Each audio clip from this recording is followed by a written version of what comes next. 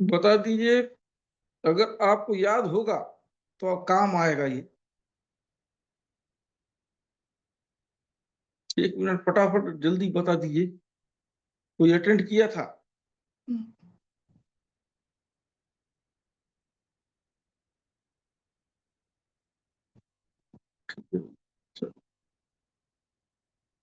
हाँ या ना, कोई तो किया होगा आप में से।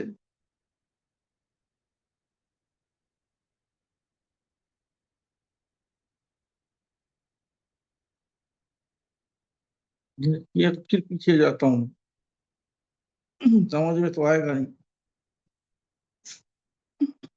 20 अध्याय को हम देखते हैं, ध्यान से सुनिए, उसके बाद आगे बढ़ूंगा। उन दिनों में हिजकिय्याह ऐसा रोगी हुआ कि मरते वक्त पर था।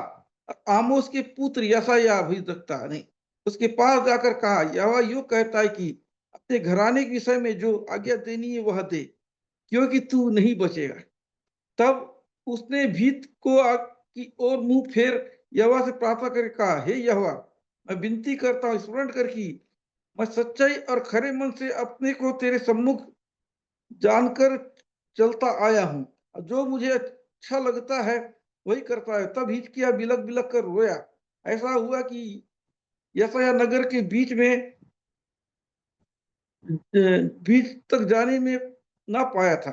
यह वचन उसके पास पहुंचा कि लौटकर मेरी प्रजा के प्रधान हिजकिय्याह से कहा, तेरे मूल पुरुष दाऊद का परमेश्वर यहोवा यूं कहता है, मैंने प्रार्थना सुनी है और तेरा आंसू देखा। देख, मैं तुझे चंगा करता हूँ और तू यहोवा के भवन में जा सकेगा, और तेरी आयु 15 वर्ष बढ़ा दूंगा, और नगर के और असुर के राजा के हाथ से मैं तुझे और इस नगर को बचाऊंगा, और अपने निमित्त और अपने दास दाऊद की इस नगर की रक्षा करूंगा। तो चलो, अब याद आया कि नहीं ये वचन मैं पढ़ा था? हाँ या ना बोल दो, पता तो चलेगा अटेंड किए थे कि नहीं किए थे। कुछ प्रॉब्लम है क्या? नहीं, प्रॉब्लम नहीं है, सब बराबर है। लेकिन हाँ या ना में उत्तर क्यों नहीं देते? कमेंट कीजिए प्रियो, हाँ या ना, आपने उस वचन को सुना था या अपडेट नहीं वैसा सुना है ना, था, मैं इसको कहाँ कमेंट से सुन। करिए।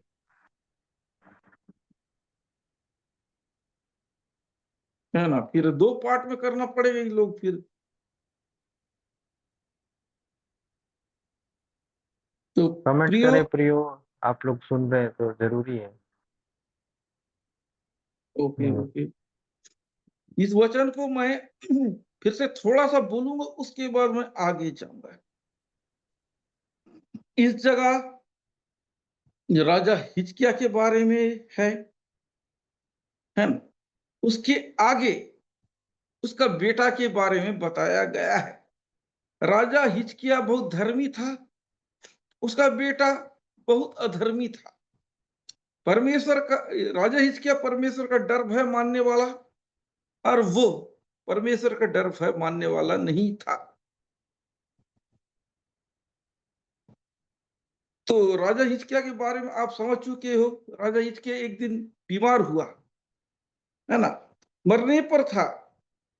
तो उस समय भविष्यद्वक्ता यशायाह बोला कि अब तू नहीं बचेगा, तू अपने लिए इस राज्य के लिए तू तैयार कर किसी को, है ना, घराने के विषय में आज्ञा दे, तू नहीं बचेगा। ये बात को सुना राजा हिजकिय्याह, अब तो मैं मरने वाला हूं, मैं एक धर्मी व्यक्ति, प्रभु का डर भय मानने वाला व्यक्ति हूं, मैं मरने वाला हूं। तो वो रोते हुए परमेश्वर से प्रार्थना कर रहा है ना, परमेश्वर विनती कर रहा है कि मैं मैं खराई से चला, आपका वचन को माना, मेहरबानी करके मुझ पर दया कर प्रभु, मुझ पर दया कर। ऐसा भविष्यद्वक्ता थोड़ा ही दूर निकला था, प्रभु ने उसे वापस भेजा और बोला तू बच जाएगा, है ना। हिजकिय्याह राजा को बोला तू बच जाएगा, परमेश्वर तेरी 15 वर्ष बढ़ाने जा रहा है, तेरी प्रार्थना को सुन लिया है।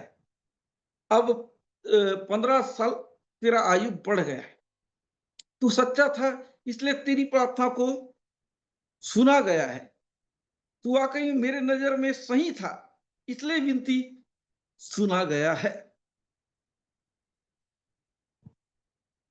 इसलिए तेरी बातों को सुना गया, तेरा आयु बढ़ा रहा हूं, तू धर्मी व्यक्ति है।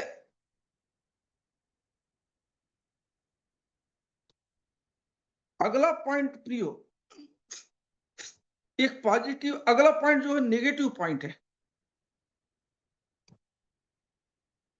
मैंने अच्छा ही पॉइंट को बताया, अब इस अध्याय में नेगेटिव पॉइंट को, यदि आप लोग मीटिंग को अटेंड किए होते तो आज का वचन ज्यादा समझ में आया होता। पहला वचन को हम देखते हैं। जब मन से राज करने लगा, वह 12 वर्ष का था और यरूशलेम में 55 वर्ष तक राज करता रहा, और उसकी माता का नाम हेफिसिबा था। देखिए बताया जा रहा है, मन से उसका बेटा 12 साल का था, राज किया, 55 वर्ष तक वो राज करता रहा। वही मन से हिजकिया राजा का बेटा। अगला पॉइंट कह रहा है, उसने उन जातियों के घिनौने कामों के अनुसार जिसको यहोवा ने इस्राएलियों के सामने देश से निकाल दिया था, वह किया जो यहोवा की दृष्टि में बुरा था, ऐसा काम को किया। प्रियो, कभी कभी बोला जाता है औलाद आशीष है, कभी कभी औलाद श्राप भी होता है। परमेश्वर के आज्ञा से पैदा हुआ वाला आशीषित है ना। परमेश्वर की इच्छा के खिलाफ वो आशीषित है। इसको तो परमेश्वर हिजकिया राजा को, है ना, कि तेरा समय आ चुका है, बुला लिया, लेकिन वो जिद किया मुझे जीना है। लाइफ तो बच गया, लेकिन परमेश्वर इससे नाराज हो गया। तो मैं इस बातों को सिखाना चाहता हूं, परमेश्वर को दुख दे के लेना क्या मतलब है। आपको आशीष चाहिए, लेकिन परमेश्वर को पसंद नहीं आ रहा है। क्या परमेश्वर को दुख दे के आप आशीष लेना चाहेंगे? कमेंट कर दीजिए। क्या परमेश्वर को नाराज करके कुछ लेना चाहोगे आप? इस्राएलियों को पानी तो पिला दिया परमेश्वर, लेकिन उनसे नाराज हो गया। चेलों को आंधी से बचा तो लिया यीशु मसीह, लेकिन उनके ऊपर नाराज हो गया। अच्छी बात है, वे लोग बच गए, लेकिन उनका विश्वास तो गया ना। हिजकिया राजा का जान तो बच गया, लेकिन परमेश्वर की नजर में तो झूठा हो गया। परमेश्वर की इच्छा से ज्यादा इसका खुद का स्वार्थ ज्यादा जरूरी था। तो ये जो लाइफ उसका पहले था, वो लाइफ बाद में नहीं रहा। प्रियो, किसी का विश्वास तोड़ने के बाद क्या सामने वाला आपकी को फिर से विश्वास कर पाएगा, ये बताइए।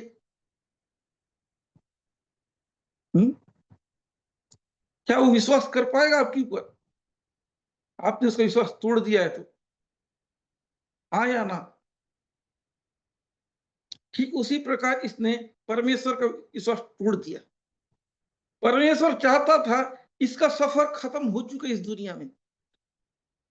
हर व्यक्ति का परमेश्वर बना के रखा है, कौन कितना साल जिएगा। कुछ व्यक्ति, है ना, गलत ढंग से परमेश्वर को सिस्टम को तोड़ते हैं। वचन कहते ना बढ़ाना है ना घटाना है। गलत करके आज्ञा तोड़ के समय से मरना भी गलत है। परमेश्वर के नाराज करके ज्यादा जीना भी गलत है। जितना वो लिखा है कि हमको, है ना, उतना ही हमको जीना है। यदि आपका लाइफ 40 साल का 40 साल जी जीने की कोशिश कीजिए, एक्सेप्ट करना है हमको। प्रभु आपको इतना साल रखा है, अगर आपको जितना साल रखा है, हिजकिय्याह का समय आ चुका था, मौत का समय परमेश्वर ने उसका समय निर्धारित कर चुका था। परमेश्वर को मालूम होता है कौन इंसान कितना साल जिएगा। हर इंसान का टाइम बनाए रहता है। यदि हम उस सिस्टम को छेड़ेंगे, परमेश्वर क्या खुश होगा? परमेश्वर आपका लाइफ को एक निर्धारित कर दिया है, इतना साल जियोगे, आप उसे छेड़ोगे, क्या परमेश्वर खुश होगा? बताइए। चाहे आप धर्मी हो, चाहे अधर्मी हो, परमेश्वर को सिस्टम को छेड़ नहीं सकते हैं। परमेश्वर बोल दिया तो बोल दिया, हम उसको तोड़ नहीं सकते हैं। हिजकिय्याह की गलती की वजह से उसका बेटा पैदा हुआ, जो परमेश्वर से डर भय मानने वाला व्यक्ति था नहीं, बहुत क्रूर व्यक्ति था, बहुत तानाशाह व्यक्ति था, लोगों को सताने वाला व्यक्ति था, जस्ट उल्टा काम करने वाला। उसका बाप परमेश्वर का डर भय मानता था, ये परमेश्वर का डर भय नहीं मानता था। दोनों में काफी चीजों का अंतर था। अगर हिजकिय्याह समय से जब परमेश्वर बुलाए तब चला गया, शायद ये पैदा नहीं होता, कोई दूसरे को रखता। उसको कह रहे थे कि तुम किसी और को तैयार रखो, है ना, अब समय आ चुका है, उसके लिए तैयार करो। ये नहीं माना, परमेश्वर के आशीर्वाद लेके 15 साल तो जिया, लेकिन उस बीच में मन से पैदा हुआ जो उसका बेटा है। परमेश्वर बेटा तो दे दिया लेकिन आशीष नहीं दिया। उसके अंदर डर भय नहीं था, महादुष्ट किस्म का था, एक तानाशाह किस्म का था, खूंखार व्यक्ति था। आगे हम उस उसने उन ऊंचे स्थानों को जिनको जिनको उसके पिता हिजकिय्याह ने नाश किया था, फिर बनाया, और इजराइल के राजा अहाब की नई बाल की ये वेदी एक असेर बनाई, और आकाश के कुल गण को दंडवत करके उनकी उपासना करता था। जबकि परमेश्वर का नियम था, है ना, मूर्ति पूजा नहीं करना है, ये नहीं करना है।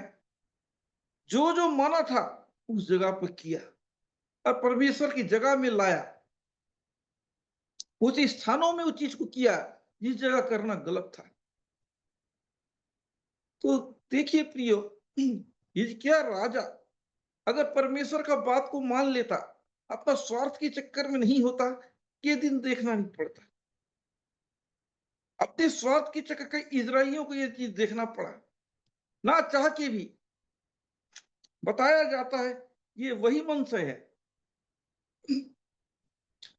आप लोग क्या भेदकता यशायाह के बारे में जानते हैं ना? कितने लोग जानते हैं भेदकता यशायाह को?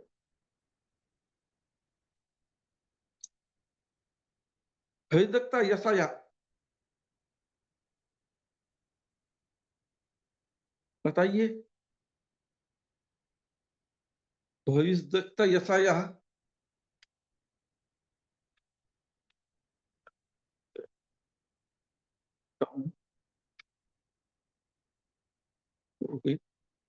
और कोई जानता है कि भेदकता यशायाह को? आप सुन रहे हो कि नहीं सुन रहे हो? ये भैंस के आगे बीन बजा रहा हूं मैं। और कितने लोग जानते हैं कि यशायाह भेदकता का मौत कैसे हुआ है? जानते हैं तो आप लिख सकते हैं।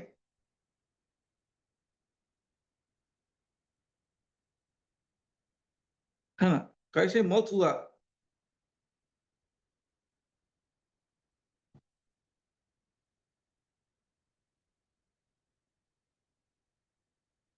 नहीं जानते प्रियो। यशायाह का मौत आरा से चीरा गया था उसको। यशायाह को आरा से चीरा गया था, अरे ये काम कराने वाला यही मन से ही,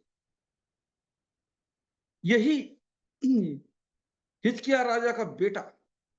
सोच, इतना बड़े भयजक्ता को मारने से नहीं डर रहा है।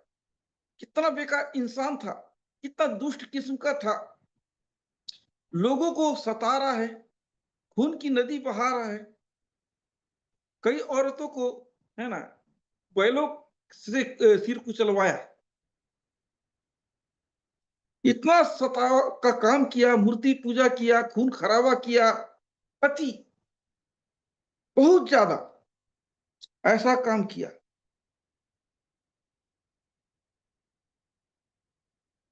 और उसे यह हुआ कि उस भवन में वेदियां बनी, जिसकी विषय यह को ना कहा था कि यरूशलेम अपने में अपना नाम रखूंगा। देखिए, ऐसा ऐसा काम को किया जो परमेश्वर ने मना किया था, वैसा वैसा काम किया।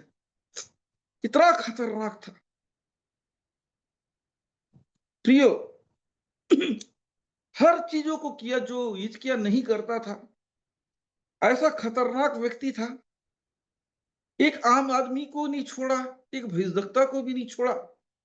इसके अंदर दया नाम का चीज नहीं था, वहां क्रूर इंसान था, वो भी एक धर्मी का बेटा हो गया। कोई धर्मी का बेटा इतना खूंखार हो सकता है, इतना खतरनाक हो सकता है? जो नहीं करना चाहिए था वो किया। प्रियो, मैं ये सिखाना चाहता हूं, जब परमेश्वर बुलाए तो आप तो वाकई में हमें मान लेना चाहिए। अगर हिजकिय्याह ये बात को मान गया होता, क्या इजराइल को इतना बुरा दिन देखना पड़ता? राजा की गलती, है ना, पूरा प्रजा को भुगतना पड़ता है। गलती हिजकिय्याह ने किया, लेकिन उसका भुगतान लोगों ने किया। उसका बेटा जस्ट उल्टा था, बहुत तानाशाह, बहुत, है ना, बहुत क्रूर, परमेश्वर का भय को मानने वाला व्यक्ति नहीं, बेकार से बेकार इंसान। जो काम परमेश्वर की नजर में सही नहीं, वो काम को किया। प्रियो, वो हमें जो आज्ञा दिया है, ये बात को ये जानता था, सब कुछ मालूम था, फिर भी इसने ऐसा किया। प्रियो, ये चीज होता है, अगर हम परमेश्वर की बातों को हम ध्यान नहीं लगाते हैं, मानते नहीं, तो ये ऐसा ही होता है। प्रियो, इजरायली लोग कुड़कुड़ाए, चिल्लाए, परमेश्वर उनको पानी पिलाया कि उनको लेके आया है, उनकी प्यास तो बुझाया, लेकिन इनकी हरकत से परमेश्वर नाराज तो हो गया। जहां हम अविश्वास दिखाते हैं, परमेश्वर वहां नाराज हो जाता है। हमारा बीता रिकॉर्ड वो देख के भले आशीष दे दे, अगले बार वो हमारे ऊपर भरोसा नहीं करेगा। प्रियो, कोई हमको परेशान करेगा, है ना, कोई अच्छा व्यक्ति जब तक अच्छा है ठीक है, अच्छाई का गलत फायदा उठाया,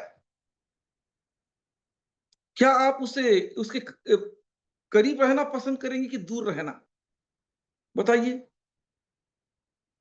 कोई व्यक्ति आपके साथ अच्छा है, लेकिन यदि वो आपकी अच्छाई का गलत फायदा उठाया तो बताइए,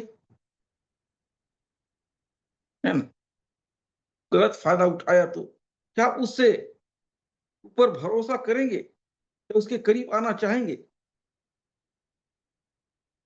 तो वहीं तक खत्म, जब तक उसका अच्छा ही था आपके साथ, जैसी उसने गड़बड़ी के ले, आगे कोई मतलब नहीं। परमेश्वर ने उसकी अच्छाई को देखा, उसका अच्छाई का इनाम तो दे दिया, कि उसके बाद उसकी लाइफ अलग हो चुकी। जब परमेश्वर की उपस्थिति चला गया, बताया जाता है कि राजा हिजकिय्याह का लाइफ चेंज हो गया उसके बाद से। परमेश्वर की उपस्थिति उसके अंदर रहा नहीं, जो काम पहले किया करता था डर भय के साथ, अब परमेश्वर हमसे दूर हो गया। ऐसा करो प्रियो, अगर ये व्यक्ति परमेश्वर का डर भय मानता तो ऐसा नहीं होता। अगर हम परमेश्वर को अपने हिसाब से चलाते हैं, हमारा आत्मिक स्तर घट जाता है, जैसा हिजकिय्याह राजा के साथ हुआ। आत्मिक स्तर घट गया, उसके बाद श्राप आ जाता है। इसको आशीष कमाना था धर्मी होने का, लेकिन इसने क्या कमाया? उसकी एक जिद की वजह से परमेश्वर ने उसको इनाम तो दे दिया, लाइफ तो दे दिया, लेकिन भविष्य के आशीष को तो रोक दिया उसका।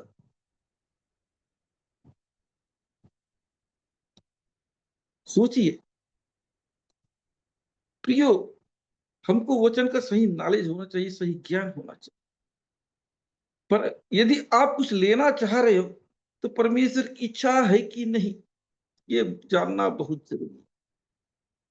वचन क्या कहता है, वचन को समझोगे तो परमेश्वर की इच्छा को जानोगे। वचन को नहीं समझोगे, परमेश्वर की इच्छा को नहीं जानोगे। वचन में ही तो उसकी इच्छा बना हुआ है। लोग बोलेंगे हिजकिय्याह राजा से तो परमेश्वर ने बात की, मेरे से तो नहीं। फिर ये वचन तो बात कर रहा है ना, वचन में तो आज्ञा तो मिल चुका है, तो अलग से सुनने का क्या जरूरत? प्रिय, वचन से बढ़कर कोई दूसरा चीज नहीं।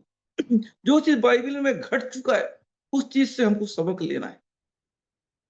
हमको सीखना है कि परमेश्वर को खुश करें, परमेश्वर से जोर जबरन करके ना मांगे। परमेश्वर की इच्छा देने का नहीं है तो मत मांगे। अगर आप कुछ लेना चाहते हो, प्रभु से आशीष लेना चाहते हो, ये कहिए प्रभु तेरी इच्छा हो तो मिले, नहीं तो नहीं। यदि ये गलत है तो मत मिले। कभी कभार लोग ये करते हैं, मुझे ये चाहिए, ये चाहिए, ये चाहिए, आंख में दम कर देते हैं, मिल जाता है, उसके बाद क्या होता है? प्रियो, जीत करके लिया हुआ चीज कोई काम का है? बताइए। आप अपने बच्चे अपने माँ बाप से जिद करके कुछ भी चीज लेगा, क्या वो सही है? उनकी इच्छा नहीं है देने का, फिर भी वो जिद करके ले लिया, तो क्या ये सही है? नहीं है ना। माँ बाप को मालूम है कि ये लायक नहीं है, अगर इसको दे भी दिए, ये संभाल के नहीं रखेगा। परमेश्वर भी जानता है कि देने लायक है कि नहीं। हम परेशान करके रख दिए परमेश्वर को, ले। तो ये मांगने से पहले ये जान लो मेरा मांगना जायज है कि नाजायज। अगर जायज है तो ये आशीष है,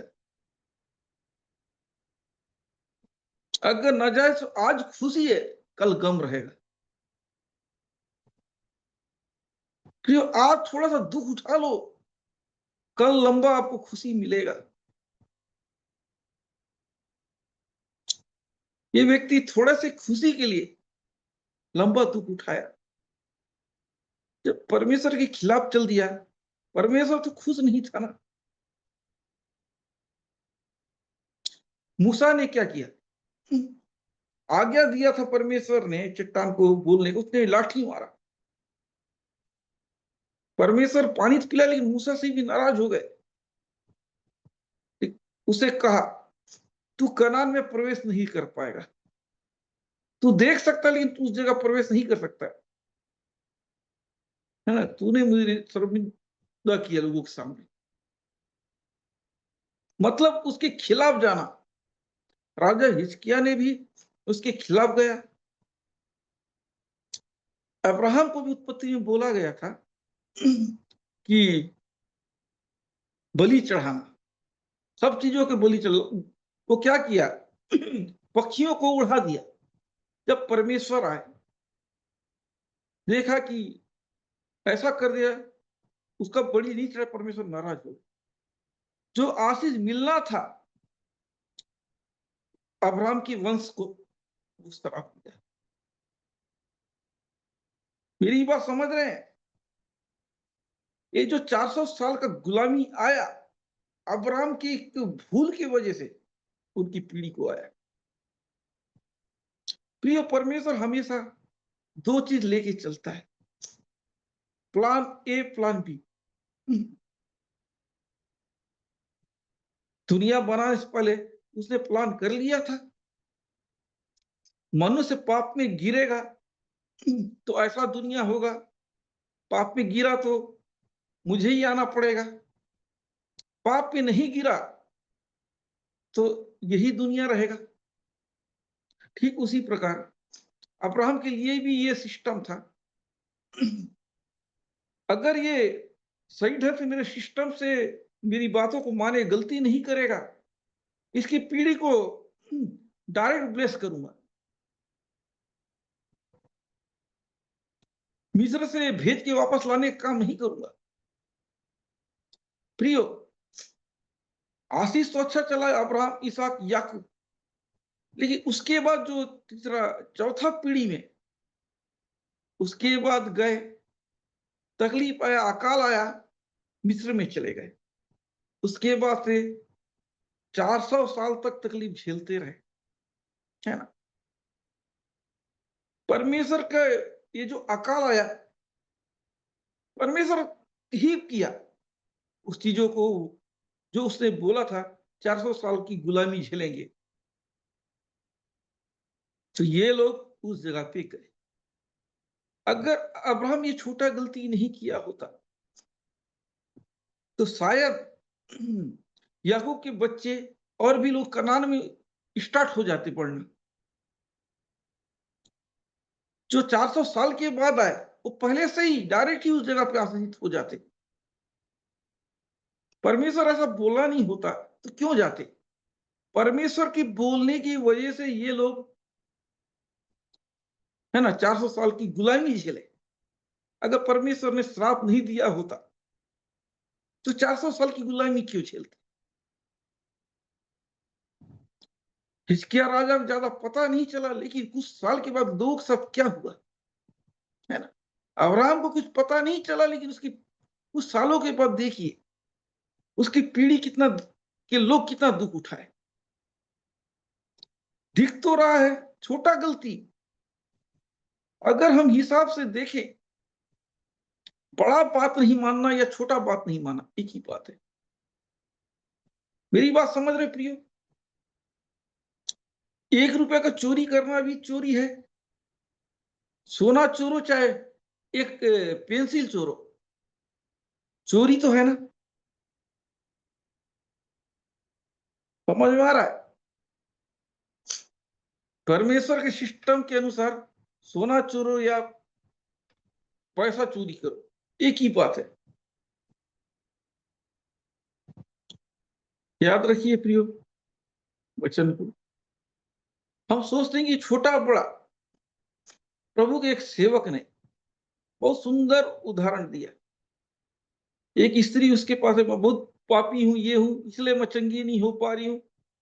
वो समझा रहे हैं, फिर भी वो नहीं समझ। उसको बोलेगी कि चलो हम आत्मा में हम एक तालाब के पास जाते हैं। आप देख रहे हो आत्मा में तालाब, वहां देख रहे हो। लो, मैं एक छोटा सा पत्थर को फेंकता हूं पानी में, ठीक है, बुलबुला हुआ। उसके बाद उससे बोला कि आप बड़ा सा पत्थर फेंको। उसने भी फेंका, बुलबुला उतना ही हुआ। उसने पूछा प्रभु के दास ने, किसका बुलबुला बड़ा है, आपका या मेरा?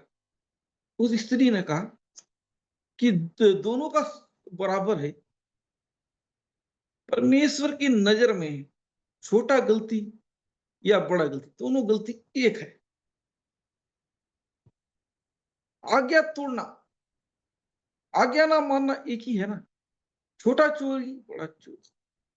अब्राहम ने कोई बड़ा गलती नहीं किया, परमेश्वर का बात को नहीं रखा। आदम हवा ने क्या किया? परमेश्वर ने कहा था कि फल को मत खाना, ये फल वो फल नहीं बोला गया था, फल को मत खाना, सिंपल सा बात। परमेश्वर से बदतमीजी की, ऐसा कुछ नहीं हुआ। लोग सोचते हैं कि छोटा गलती तो है, बड़ा गलती तो नहीं।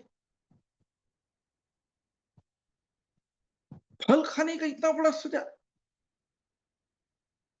प्रिय, बात फल का नहीं है, बात है परमेश्वर का पसंद नापसंद का।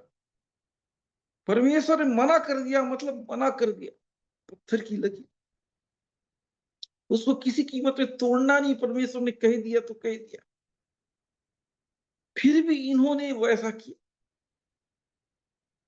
ये है सजा। हम इंसान हैं, गलती को छोटा बड़ा देखते हैं।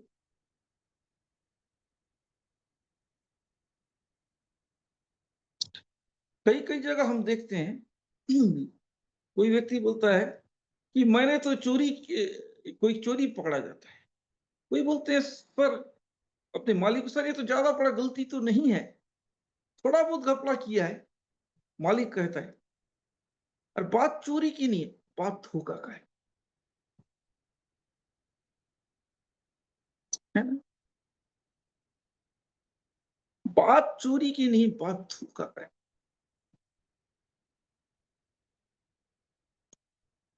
बात फल खाने का नहीं है,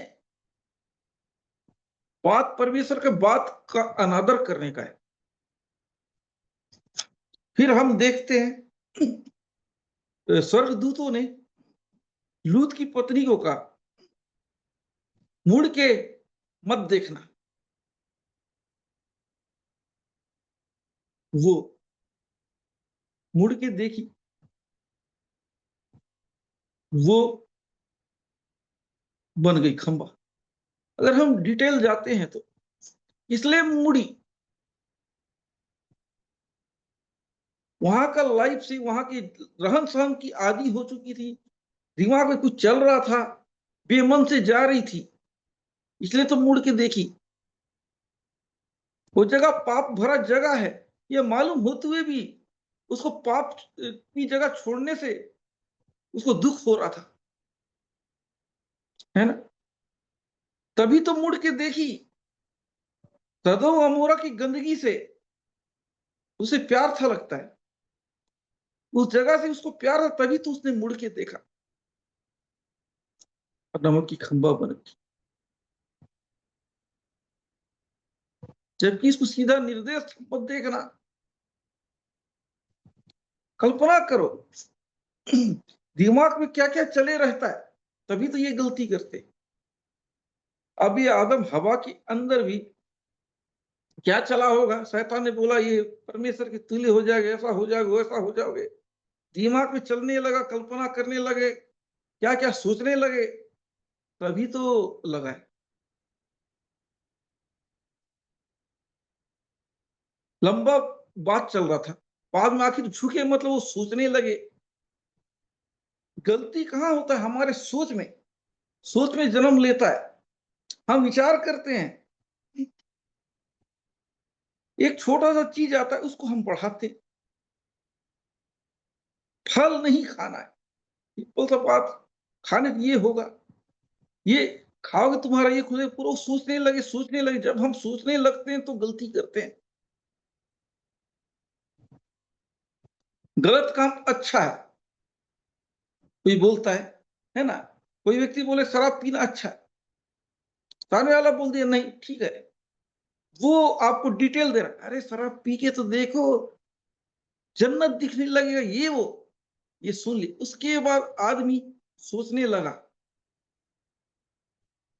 उसके बाद वो गलती करेगा।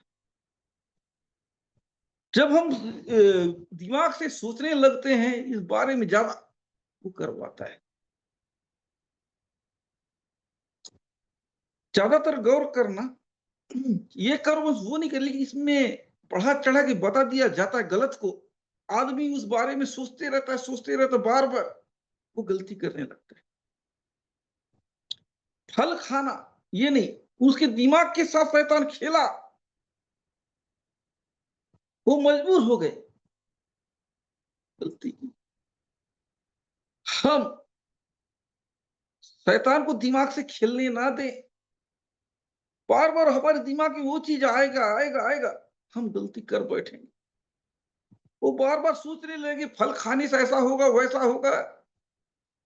परमेश्वर नाराज हो जाएगा, ये नहीं दिख रहा है कि फल खाने के बाद हमारा लाइफ चेंज हो जाए, ये हो जाएगा। ऐसा सोच रहे हैं, गलती कर बैठे।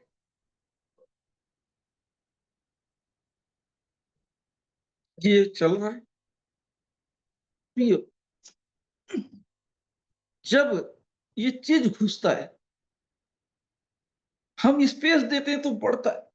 इसलिए तो बोला जाता है ना, पाप एक बीज की तरह आता है। उस बीज को मसलना बढ़ाना हमारे ऊपर है। जब वो बीज के रूप में हमारे अंदर आता है, हम उसको मसल सकते हैं, लेकिन हम उसको अंकुरित करेंगे, पौधा बनाएंगे, पेड़ बनाएंगे, उसके बाद कहां से भगेगा? वो पूरा कब्जा कर लिया हमारे ऊपर, जड़ निकल गया, ये हो गया, पेड़ बन गया, फिर कहां से हटाओगे? कुछ बात समझ रहे हो मेरी? अगर समझ रहे तो कमेंट कर दीजिए। यही होता है, हम गलती आज करते हैं, रिजल्ट बाद में दिखता है। ये व्यक्ति हिजकिया राजा का बेटा जस्ट उल्टा था। इतना भयानक गलती जो परमेश्वर की नजर में सही नहीं था, वो काम करता था। लोगों को सताता था। एक इंसान को भी परेशान करके रखा, परमेश्वर को भी परेशान करके रखा। परमेश्वर की नजर में भी गलत, इंसान के भी नजर में भी गलत। परमेश्वर का भवन को अशुद्ध करना, परमेश्वर की बातों को नहीं मानना, मूर्ति पूजा करना और करवाना, खुद तो करना, जो परमेश्वर डर भय मानने वाले लोग को सजा देना और उनसे वो कराना, भेजकता विरोध किया, उसे मार डालना, मरवा डालना। इस टाइप का दुष्ट व्यक्ति था। ऐसे दुष्ट व्यक्ति क्या माफ करने लायक है? बताइए, क्या ऐसे दुष्ट इंसान को माफ किया जा सकता है?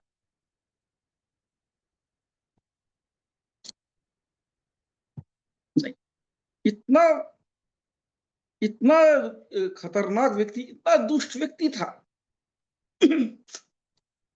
परमेश्वर का दिल दुखाया, निर्दोष लोगों को मारा, कितना वो काम किया जो परमेश्वर की नजर में गलत था। कितना बेकार इंसान था। सोचिए प्रिय, इतना बेकार इंसान,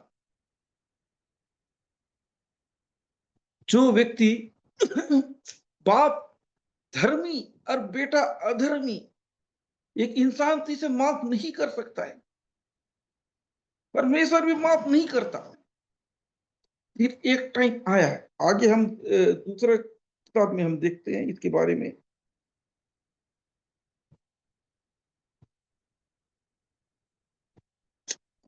दूसरा इतिहास 33 में हम देखते हैं अच्छा से। इसमें लिखा है मनसय का पश्चाताप। अब तक आपने पहला पॉइंट में आपने उसके पिता के बारे में देखा, दूसरा पॉइंट में हम देखते हैं उसकी दुष्टता के बारे में, अब तीसरा पॉइंट हम देखते हैं उसके पश्चाताप के बारे में। यहोवा ने मनसे और उसकी प्रजा से बात की, परंतु उसने कुछ ध्यान नहीं दिया। तब यहोवा ने उन पर असुर के सेनापतियों से चढ़ाई कराई, और वे मनसे को नकेल डालकर और पीतल की बीड़ियां जकड़कर उसे बाबल में ले गए। ये सुधरने का नाम नहीं ले रहा है ना। परमेश्वर बहुत कोशिश की, नहीं सुधरा। फिर क्या किए परमेश्वर ने? असुर की सेनापति से चढ़ाई कराया और उसे बंदी बनाकर ले गए बाबुल में। सोचो, एक समय रहता है सुधरने का, वो सुधरा नहीं। फिर उसको अति कर रहा है, ये सुधरने का नाम नहीं ले रहा है। फिर चढ़ाई करे, असुर चढ़ाई कर रहा है, है ना, सेनापति, उसको ले गए। तब संकट में पड़कर वह अपने परमेश्वर यहोवा को मानने लगा, अपने पूर्वजों के परमेश्वर के सामने बहुत दीन होकर उससे प्रार्थना की। ये वही व्यक्ति है जो परमेश्वर को पहचानता नहीं था, परमेश्वर को मानता नहीं था, परमेश्वर के खिलाफ बात करता था। जो परमेश्वर की आराधना करने वाले लोग हैं, उनको जबरन, है ना, मूर्ति पूजा करवाता था। जो परमेश्वर को पसंद नहीं था, वो काम करवाता था ये व्यक्ति। जब ये मुसीबत में आया, देखा मैं एक राजा होते हुए एक एक कैदी की तरह जा रहा हूं, मुझे बंदीगृह में डाल दिया गया है। सोचा होगा उसको, वो परमेश्वर से प्रार्थना कर रहा है, अपने पूर्वजों के परमेश्वर के सामने बहुत दिन हुआ, उससे प्रार्थना किया। तब उसने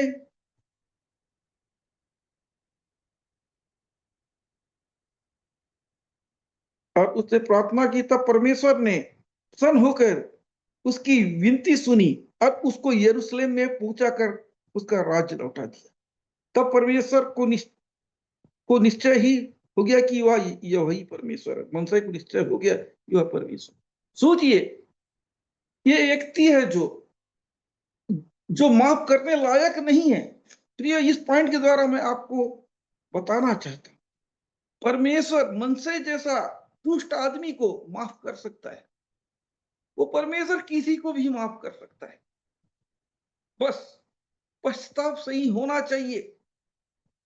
इसको माफ भी किया और इसको राज्य भी दिलाया। परमेश्वर माफ भी करता है और इज्जत भी दिलाता है। उस उसे माफ किया, उस गुलामी से निकलवाया और फिर से राजा बनाया। इसने सच्चे ढंग से पश्चाताप किया। ये वही व्यक्ति है।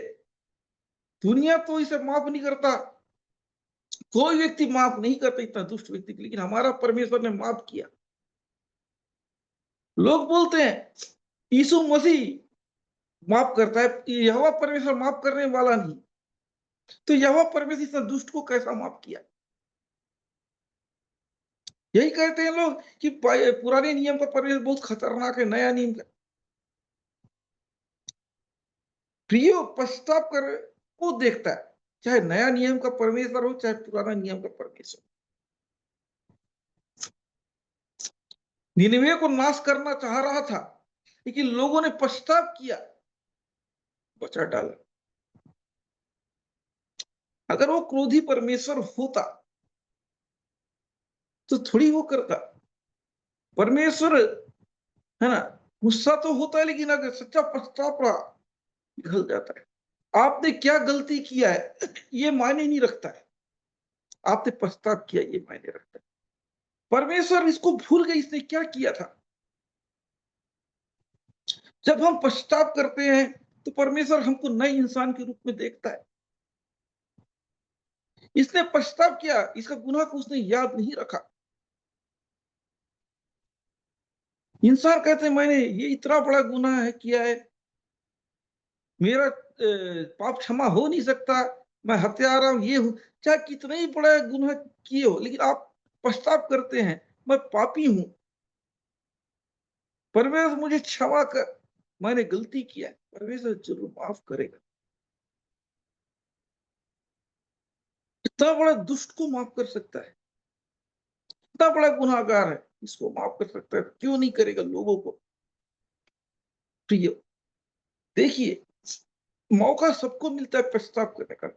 शायद उस जगह ये नहीं अपने आप को बदला होता, अपने पूर्वजों के परमेश्वर के बारे में नहीं सोचता, शायद उस जगह कैद में मर गया होता। उसको मालूम था कि हमारे पूर्वजों का एक परमेश्वर है जो माफ भी करता है और हमें आशीष भी देता है, हमें ऊपर ऊंचा उठाता है। उसने परमेश्वर के सामने झुका, परमेश्वर के सामने पश्चाताप किया, परमेश्वर उसे माफ किया, गुलामी से आजाद, कैद से आजाद कराया। और उसके बाद उसका राज को भी लौटा दिया। प्रियो, मैं आपको बताना चाहता हूं, परमेश्वर महान है। 3 चीजों को हम देख रहे हैं। पहला बात को हमने देखा, हिजकिय्याह राजा बहुत धर्मी व्यक्ति था, लेकिन उससे एक गलती हो गई। परमेश्वर की मर्जी को उसने समझा नहीं। उसने जान तो बचा लिया, लेकिन परमेश्वर उससे नाराज हो गए। उसके कुछ साल के बाद एक बेटा उत्पन्न हुआ जो कम साल की उम्र में राजा बना और 55 वर्ष तक राज किया। इतना दुष्ट था। कई जो परमेश्वर की नजर में गलत था वो काम किया, मूर्ति पूजा किया, जो परमेश्वर के मंदिर में जो काम नहीं करना था, ऊंचे स्थान पे जो काम नहीं करना था वो काम किया। लोगों को परेशान की, खुद तो किया, लोगों को बेबस किया कि ये करो। जो नहीं करते थे उनको सजा देता था। बहुत ज्यादा खून की नदी बहाया, बहुत ज्यादा गलत काम किया। एक दिन ऐसा हुआ, प्रियो, उसे ले जाया गया, मंत्री को जंजीर में जकड़ के ले जाया गया। असुर के सेनापति के द्वारा बाबू ले जाया गया कई किलोमीटर दूर। उस जगह उसको एहसास हुआ, उसने पश्चाताप किया, परमेश्वर से माफ किया, फिर से उसे नया पोजीशन। देखिए प्रियो, पश्चाताप क्या करता है? हमारा पश्चाताप हमें नया पोजीशन पे दिलाता है।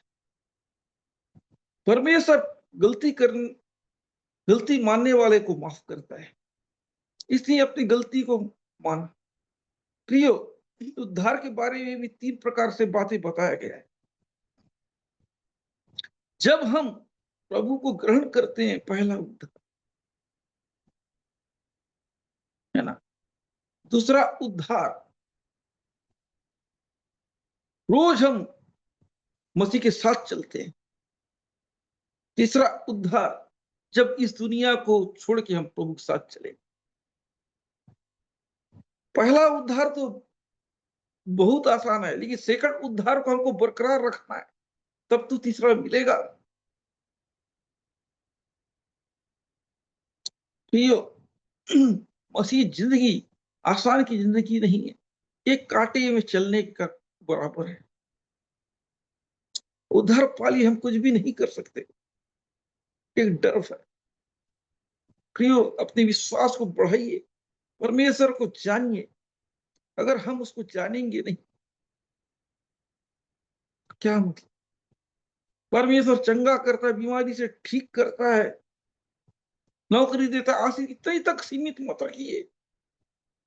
परमेश्वर कौन है और परमेश्वर क्या चाहता है, ये सवाल एक बार कीजिए कि परमेश्वर को इंसानों को चंगा करने में, आशीष देने में क्या मजा आता है। कोई भी फ्री में तो नहीं देता है ना। कोई किसी की मदद फ्री में करता है क्या? कोई चैरिटी वगैरह भी कोई फ्री में करता है? बताइए प्रियो। परमेश्वर आपको चंगा कर आशीष दे रहा है, मतलब क्या है?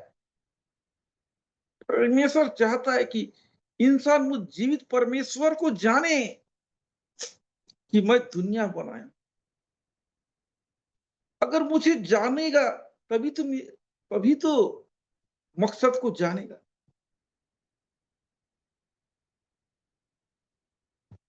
तुम्हारे साथ क्या होगा भविष्य में? अगर आप परमेश्वर को जानोगे नहीं तो अपने बारे में क्या जानोगे? कल मेरे साथ क्या होगा? जब आप परमेश्वर को जानना शुरू कर दोगे तो आगे पता चलेगा हमारे साथ भविष्य में क्या होगा। ये दुनिया में हम एक मुसाफिर हैं। ये असली घर तो कोई और है। अगर हम परमेश्वर को जानेंगे, तभी तो हमको अपना असली घर का पता चलेगा। परमेश्वर को जानते नहीं है, नकली घर को ही असली घर समझ बैठते हैं। फिर ये वो चाहता है मुझे जानो, तभी तो तुमको अपना असली घर का पता चलेगा। यीशु मसीह ने क्या किया? मैं तुम्हारे घर लिए एक घर तैयार कर, फिर मैं वापस आकर तुम्हें ले जाऊंगा उस घर को ले जाएगा। इसलिए प्रियो, प्रभु को जाने, खाली चंगाई आशीष तक सीमित ना रहे।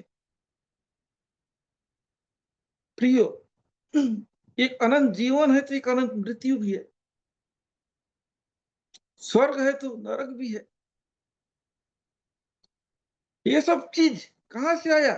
ये अदन की वाटिका में गड़बड़ होने की वजह से ना।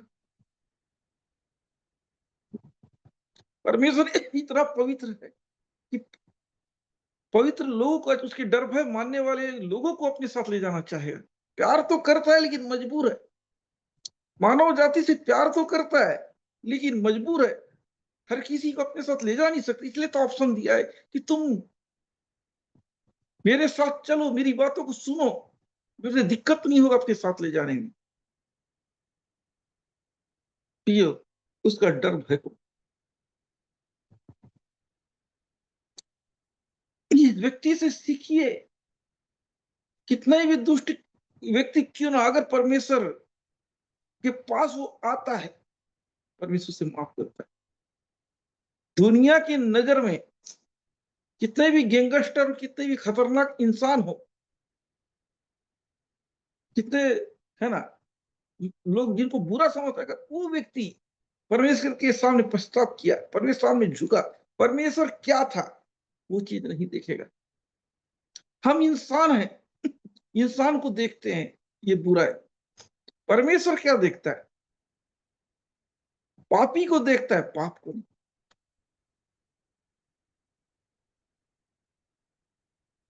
प्रियो, परमेश्वर में नजर में नया इंसान कौन है? वही इंसान, स्वभाव चेंज हो गया, दूसरा इंसान हो जाता है। पुराना इंसान मर गया, नया इंसान जिंदा। हमारा एक स्वभाव, हमारा एक आदत, पहले आदमी चोरी करता था, वो सुधर गया। परमेश्वर चोरी करता था उसको नहीं पहचानता है, जो सुधर गया उसको पहचान। परमेश्वर पापी को नहीं पहचानता है, वो धर्मी को पहचानता है। जो तानाशाह, क्रूर, मूर्ति पूजक मन से कोई और था, जो परमेश्वर ने प्रस्ताव किया, जो परमेश्वर को दिल दिया, कोई और है परमेश्वर की नजर में। ऐसा परमेश्वर हम इंसान को याद दिलाते, किसी जमाने में चोरी किया था उसको चोर चोर बोल के हम मुंह करेंगे, लेकिन परमेश्वर ऐसा नहीं। परमेश्वर माफ करने जानता है, परमेश्वर प्यार करे, लेकिन हम इंसान की गलतियां निकालना चाहते हैं, सुधरना चाह रहे, लेकिन हम उसको सुधरने नहीं देंगे, बोल बोल के। परमेश्वर की इच्छा लौट आए, लौट आए, वो इंतजार करता है। उड़ाव पुत्र का आप कहानी को जानते हैं। बेटा छोड़ के चला गया, पूरा संपत्ति को उड़ा दिया, फिर भी उसका बाप उस जगह पे रोज इंतजार करता था जाके।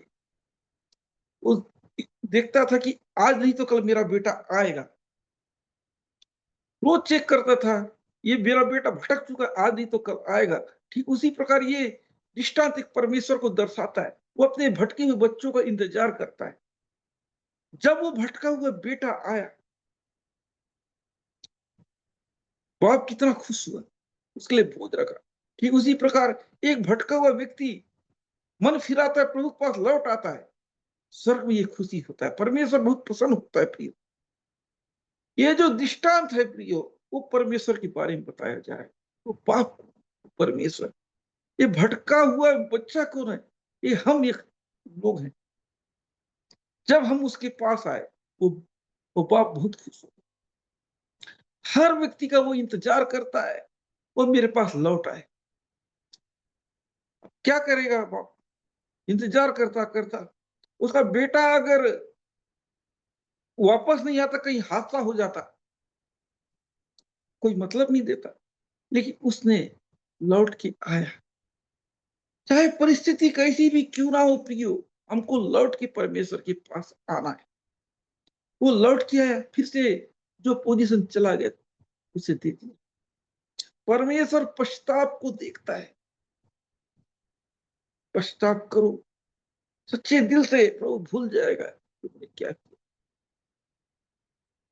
लेकिन धर्मी व्यक्तियों के लिए बहुत स्ट्रिक्ट हो जाता है, तुम गलती ना करो। एक पापी को चाहता है कि लौट आए, मेरे पास आए, है ना। धर्मी से जल्दी नाराज होता है। एक अधर्मी कितना भी गलती करे उसका इंतजार करता है। अब्राहम ने छोटा सा गलती किया, नाराज हो गए, लेकिन मनसे ने इतना बड़ा गलती किया लेकिन उसको माफ किया। समझ रहे हो मेरी बात? हुँ?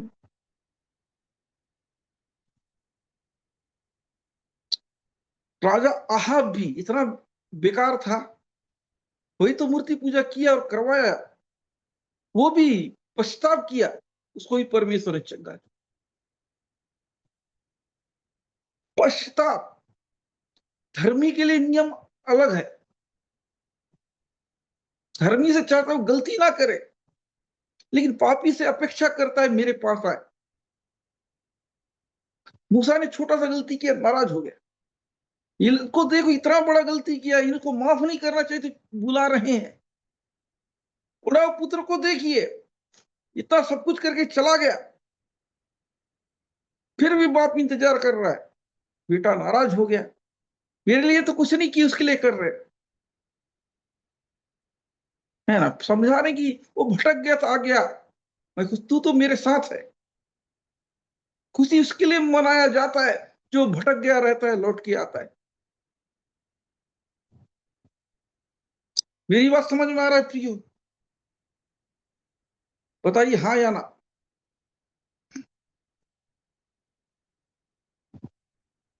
तो प्रियो, ये आज हम वचन को सीखते हैं। इसका छोटा सा, बाप का छोटा सा गलती बहुत बड़ा गलती गिना गया। बेटा का बहुत बड़ा गलती छोटा गिना गया, उसने पछताव किया। धर्मी का छोटा सा गलती बहुत बड़ा गलती हो जाता है। एक पापी का बड़ा गलती के बाद वो पछताव सब नॉर्मल कर डालता है। प्रियो, इस बारे में वचन ये सिखाता है। क्या आपने आज का वचन को समझा? क्या आपने हिजकिय्याह राजा का कैरेक्टर को समझा? क्या आपने उसके बेटे मनसिया का कैरेक्टर को समझा? क्या आपने परमेश्वर का स्वभाव को समझा इस वचन के द्वारा?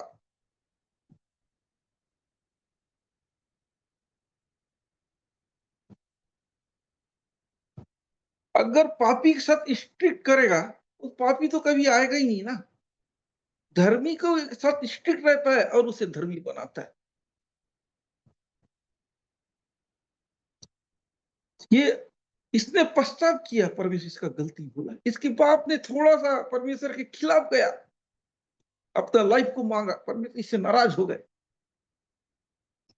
प्रियो, आज हम दोनों पहलू को समझे, बाप का भी पहलू को समझे, बेटा का भी पहलू को समझे, परमेश्वर के स्वभाव को समझे। हम धर्मी को चाहता है कि और धर्मी बने, पापी को चाहता है कि लौट आए, मेरे पास लौट आए,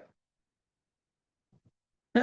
हम पापी को एक धर्मी के जैसा नहीं देख सकते। पापी को हम चाहें वो लौट आए, प्रभु के पास आए,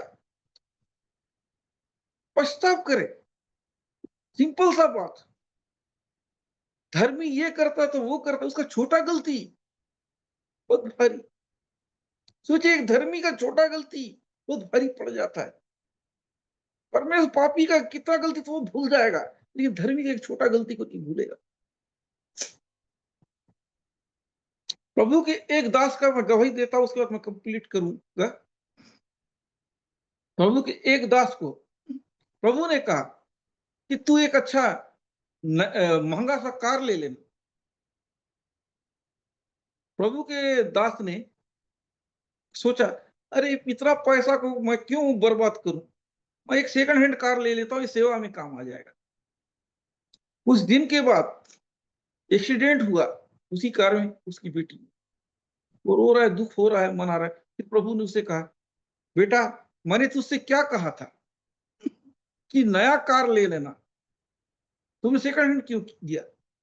मैं सोचा ये पैसा सेवकाई में काम आ जाएगा, इसलिए परमेश्वर का जब मैं मेरी आ गया नया कार लेने बोला, तूने सेकंड हैंड क्यों लिया?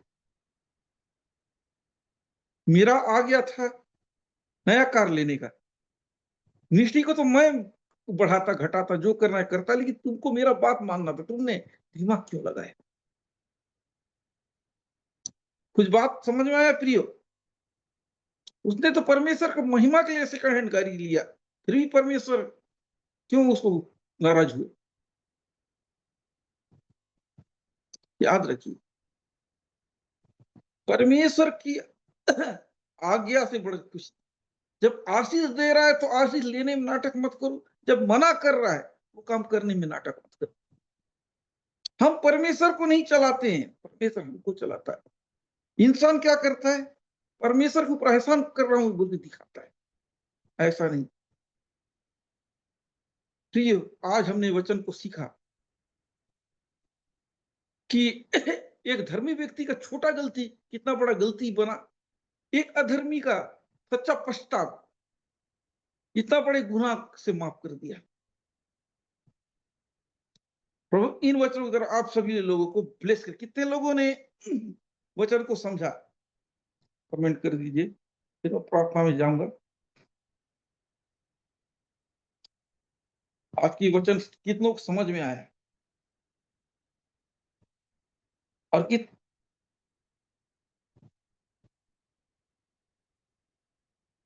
कितनों के लिए आज का वचन कुछ नया था, बता सकते हैं? कुछ नया लगा कि जैसा सुनते वैसा ही लगा?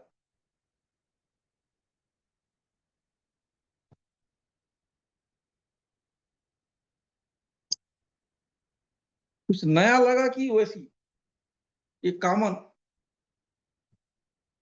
जैसे आप कभी सुने थे वैसा ही है कि कुछ नया था? आप बता दीजिए। और कुछ, जब परमेश्वर कुछ करता है तो नया करता है ना, उसका अभिषेक जो होता है किसी से मैचिंग नहीं होता है। जैसा फिंगरप्रिंट को जानते हो ना, किसी से मैचिंग नहीं होता है, तो उसका चीज भी किसी से मैचिंग नहीं होगा, ओरिजिनल रहता है। ओके, मैं छोटा सा प्रार्थना करता हूँ, उसके बाद आप सभी लोगों के लिए प्रार्थना करूंगा। धन्यवाद प्यारे प्रभु जी, आज के दिन के लिए धन्यवाद प्रभु जी, आपका वचन आपके लोगों से आपने बात किया, धन्यवाद प्रभु जी। आपने दो कैरेक्टरों को आपने सिखाया प्रभु जी। हाँ प्रभु जी, एक धर्मी का छोटा गलती बड़ा गलती हो जाता है, और प्रभु जी एक अधर्मी का प्रभु जी बड़ा गलती भी छोटा हो जाता है यदि वो पश्चाताप करे तो। हाँ प्रभु जी, जब प्रभु जी आप चाहते हैं कि आप जब जो चीज आप देना नहीं चाहते वो चीज को हम ना लें प्रभु जी, यदि आपकी मर्जी वो ना हो, हम जबर ना करें। कुछ भी करने से पहले प्रभु जी आपकी मर्जी को जाने प्रभु जी। यदि आपकी मर्जी हमारे साथ है तो हम आशीषित हैं, यदि आपकी मर्जी हमारे साथ नहीं है तो हम आशीषित नहीं है प्रभु जी, हम श्रापित है प्रभु जी। धन्यवाद प्रभु जी, आपने अपने लोगों से बात किया, आज के वचन आपके लोगों के जीवन में कार्य किया प्रभु जी। जितने लोग आज की मीटिंग में जुड़े हुए हैं सभी जी, सभी को ब्लेस कीजिए, उनके घराने के लोगों को ब्लेस कीजिए, एक लोगों को ब्लेस कीजिए। आप बड़े हम घटे प्रभु जी। ये छोटी सी विनती आप बेटे प्रभु यीशु के नाम से मांगता हूँ, सुन कर। ओके, मैं प्रार्थना कर रहा हूँ। Thank you. विनोद यादव को ब्लेस करता हूँ, धन्यवाद प्रभु जी, हालेलुया प्रभु, इनको ब्लेस कीजिए, इनके काम को ब्लेस कीजिए, इनके परिवार को ब्लेस कीजिए, इन्हें आर्थिक रूप से ब्लेस कीजिए, शारीरिक रूप से ब्लेस कीजिए प्रभु जी। हर एक लोगों को आपके हाथों में देता विनोद को आप ब्लेस कीजिए यीशु के नाम से। सारा को ब्लेस कीजिए प्रभु जी, हालेलुया आपके वचन के द्वारा प्रभु जी, हालेलुया इसे ब्लेस कीजिए, भला रहने में, स्वस्थ रहने प्रभु जी, आप में बढ़ने में प्रभु जी, आपकी आवाज सुनने में आप ब्लेस कीजिए प्रभु जी, हर चीजों में प्रभु जी। और प्रभु जी जो प्रभु जी पैरों में जो प्रॉब्लम है उसे आप चंगा करने जा रहे हैं, इसलिए धन्यवाद प्रभु जी। ऑपरेशन को सक्सेस करने जा रहे हैं, और पूरी तरह से आप नॉर्मल करने जा रहे हैं प्रभु जी। इसलिए मैं ब्लेस करता हूँ प्रभु जी, हालेलुया। इनके जीवन कुछ आप नया कर रहे हैं प्रभु जी, यीशु के नाम से आप चेंज ला रहे हैं, यीशु के नाम तो धीरे राम को ब्लेस करता हूँ प्रभु जी, हालेलुया। इनके संग साथ रहिए प्रभु जी, इनके तमाम जरूरतों को आपके हाथों में देते हैं। इनको एक शरीर में कोई प्रॉब्लम हो, यीशु के नाम से दूर होने पाए प्रभु जी। यदि आर्थिक रूप से कोई प्रॉब्लम हो, यीशु के नाम से दूर होने पाए प्रभु जी। यदि परिवार में कोई प्रॉब्लम हो, यीशु के नाम से दूर होने पाए प्रभु जी। आप में बड़े रहने पाए प्रभु जी, यीशु के नाम से हर एक जरूरतों को पूरी होने पाए। आज की वचन के द्वारा आपके बेटे आशीषित होने पाए, यीशु के नाम से इनको मैं ब्लेस करता हूँ, यीशु के नाम से प्रभु जी। Oh, thank you, thank you, thank you. टीना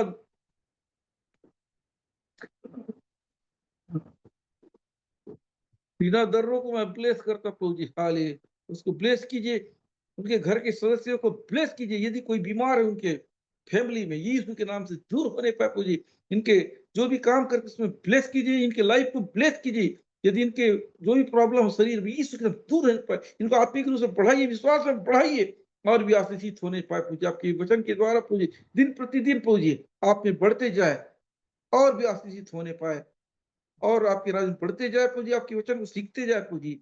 और प्रभु जी कई लोगों को प्रभु जी आपकी बात बताने पाए, यीशु के नाम से मैं ब्लेस करता हूँ। आपके दास पास्टर सुनील को ब्लेस कीजिए, आपकी सेवा में बढ़ाइए प्रभु जी, यीशु के नाम से। और भी प्रभु जी हर एक जरूरतों को पूरी कीजिए प्रभु जी। परिवार को ब्लेस कीजिए, घर के सदस्यों को ब्लेस कीजिए प्रभु जी, यीशु के नाम से। आर्थिक रूप से ब्लेस कीजिए, हर चीजों में ब्लेस कीजिए, कोई कमी कोई घटी ना रहने पाए प्रभु जी। आप में दिन प्रतिदिन बढ़ते रहे प्रभु जी, यीशु के नाम से। आपका दया, आपका अनुग्रह बने रहने पाए, आपकी सेवा में आगे बढ़े, स्वस्थ रहे, भला रहे प्रभु जी, हर काम होने पाए प्रभु जी, यीशु के नाम से। प्रभु जी हमारी मिनिस्ट्री को ब्लेस कीजिए प्रभु जी, मिनिस्ट्री से हर काम को ब्लेस कीजिए। हाँ प्रभु जी, ऑफलाइन ऑनलाइन दोनों मिनिस्ट्री को आप ब्लेस कीजिए, आपकी सेवा में आगे बढ़ने पाए प्रभु जी। जो आपने जो मकसद रखा उसको हम पूरा कर सके और प्रभु जी नए नए जगह में जा सके, नए नए लोगों को प्रभु जी आपके पास ला सके प्रभु जी, कई आत्माओं को प्रभु जी आपसे मिला सके प्रभु जी। ऐसा करें, मदद कीजिए प्रभु जी, भला रहे, स्वस्थ रहे प्रभु, यीशु के नाम से मैं आपके हाथों में सौंपता हूँ, यीशु के नाम तक आमीन। ओके, आ जाइए पास्टर। जी।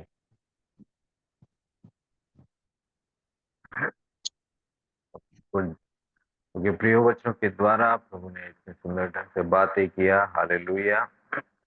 इन वचनों के द्वारा मैंने बहुत आशीष पाया, आप सभी लोग भी आशीष पाए होंगे। प्रभु का धन्यवाद हो, प्रभु के दास ने कुछ सुंदर वचन को पेश किया। आइए हम लोग प्रार्थना करें। धन्यवाद प्रभु जी, thank you thank you thank you lord. सब बातों के लिए हम धन्यवाद करते हैं पिता, आपने अपने सुंदर वचनों के द्वारा हम सबों से बातें किया प्रभु जी। धन्यवाद हो प्रभु, thank you thank you thank you lord. Hallelujah, स्तुति हो राजा। प्यारे प्रभु जी, जो भी वचन बस गया सबके दिलो दिमाग को गहराई से बेटे 100 गुना फलाने पाए, आप ब्लेस करे प्रभु। Yes Jesus, thank you lord. इसी तरह हम प्रार्थना करते हैं प्रभु, आपके दास अपोस्टल प्रदीप कुमार को भी आप ब्लेस करें इस तरह, और आपके विषय को बढ़ाए प्रभु, अपनी महिमा को इस्तेमाल करें और स्वस्थ और सुरक्षित रहे प्रभु हर प्रकार से। उनके हर एक जगह उनके परिवार सब स्वस्थ सुरक्षित रहे, आप ब्लेस कीजिए। Thank you thank you thank you lord. सब कुछ आपके हाथों में सौंपते प्रभु जी, सारा आदर महिमा आप को देते हुए प्रार्थना आपके प्यारे बेटे यीशु मसीह के सामर्थी नाम से मांगते पिता, सुनो और ग्रहण कर, आमीन। आइए प्रियो, हम लोग इस वक्त में आशीष प्रार्थना ग्रहण करें। पिता परमेश्वर का प्रेम, प्रभु यीशु मसीह का अनुग्रह और पवित्र आत्मा की सहभागिता उसके सारे पवित्र लोगों के साथ, विश्वासियों के साथ उसके दूसरे आगमन तक सदा सर्वदा बनी रहे, आमीन आमीन आमीन। आप सबको जय मसीह की प्रियो।